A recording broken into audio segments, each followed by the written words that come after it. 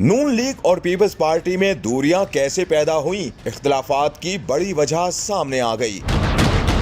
16 माह मिलकर हुकूमत करने वाली मुस्लिम लीग नून और पीपल्स पार्टी में आजकल इख्तिलाफात दिखाई दे रहे हैं। पीपल्स पार्टी का कहना है कि नून लीग सिलेक्ट होकर इक्तदार में आने की कोशिश कर रही है और नवाज शरीफ इमरान खान प्लस बनकर वजीर आजम बनना चाहते हैं। दोनों जमातों के दरमियान इख्तिलाफात किस वजह से पैदा हुए, सीनियर सहाफी मजहर अब्बास ने असल कहानी बता दी।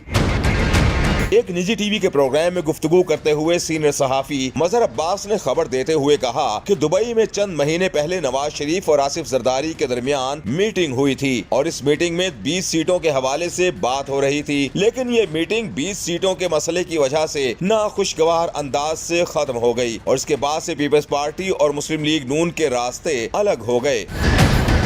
सहाफी मजहर अब्बास ने मजीद कहा कि दुबई में बिल्कुल ऐसे ही हुआ है जैसे दिसंबर 2020 में पीपल्स पार्टी पीडीएम से निकल आई थी और लॉन्ग मार्च और इस्तीफों के मसले पर दोनों में बहस शुरू हो गई थी।